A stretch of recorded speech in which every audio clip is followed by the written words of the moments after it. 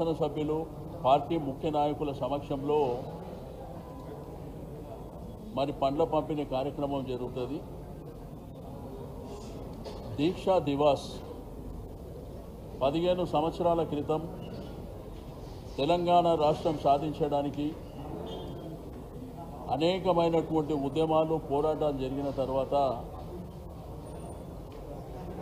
ఇది ఇట్లయితే జరగదు అని అమరణ నిరాహార దీక్షకు పూనుకొని కేసీఆర్ గారు చచ్చుడో తెలంగాణ వచ్చుడో అనేటువంటి నినాదం పెట్టి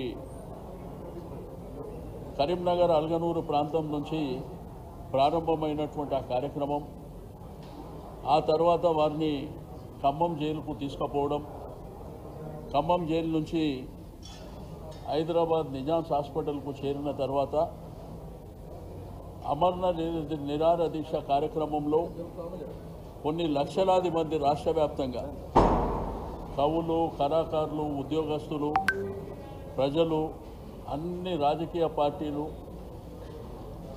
టీఆర్ఎస్ పార్టీ మరి ఆ రోజు గౌరవ కేసీఆర్ గారి నాయకత్వంలో 2001లో ప్రారంభమైనటువంటి గులాబీ జెండా మరి అన్ని పార్టీలు కూడా తెలంగాణ రావాలి, తెలంగాణ కావాలి అనే నినాదానికి కేసీఆర్ గారి అమరణ నిరాహార దీక్ష సాక్ష్యం. మరి అది రేపటికి 15 సంవత్సరాలు అవుతున్నటువంటి తరుణంలో రేపు రాష్ట్ర వ్యాప్తంగా కూడా అన్ని జిల్లా కేంద్రాలలో మరి బ్రహ్మాండమైనటువంటి కార్యక్రమాలు మా నాయకులు చేపట్టడం జరిగింది. రేపు సాయంత్రం 4 గంటల ప్రాంతంలో బస్వతారకమ్మ క్యాన్సర్ హాస్పిటల్ నుంచి ర్యాలీగా బయలుదేరి జిల్లాలో జరిగే కార్యక్రమాలు రేపు పొద్దున జరుగుతాయి. ఇక్కడ హైదరాబాద్కు సంబంధించి మా హైదరాబాదు నాయకుల నాయకత్వంలో క్యాన్సర్ హాస్పిటల్ నుంచి ర్యాలీగా బయలుదేరి తెలంగాణ తల్లి విగ్రహానికి పూలమాల సమర్పించి లోపలికి వచ్చిన తర్వాత జయశంకర్ సార్కు పూలమాల సమర్పించిన తర్వాత లోపల ఫోటో ఎగ్జిబిషన్ ఉంటుంది.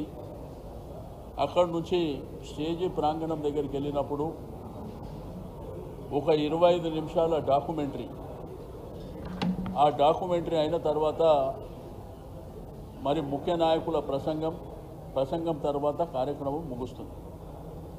ఇది బ్రహ్మాండంగా రేపు జరిగే కార్యక్రమానికి ఇప్పటికే సన్నాహక సమావేశాలు మరి నియోజకవర్గాల వారీగా మా శాసనసభ్యులు కార్యక్రమాలు ఏర్పాటు చేసుకుంటారు. మా ఇన్ఛార్జులు, మా గౌరవ శాసన మండలి సభ్యులు, మాజీ మంత్రులు, మరి హైదరాబాద్, ఓల్డ్ సిటీ, సికింద్రాబాద్ అన్ని ప్రాంతాల నుంచి కొన్ని వేలాది మంది సమక్షంలో ఈ కార్యక్రమం జరుగుతుంది. కాబట్టి నేను మీడియా మిత్రులకు కూడా రిక్వెస్ట్ చేసేది మరి ఈ బ్రహ్మాండమైనటువంటి కార్యక్రమాన్ని పూర్తి స్థాయిలో రేపు 4 గంటల నుంచే ప్రారంభం కాబోతుంది. ఇంకేమన్నా అది లోపల చెప్తా, అందరి సమక్షం ఎందుకు, మీరు లోపల ఇది అయిపోయాక మా వాళ్ళు ఎవరైనా మాట్లాడిన తర్వాత లోపల చెప్తా బాగుంటుంది. మీకు డీటెయిల్స్ కూడా ఇస్తాను. ఓకేనా? బై. అంటే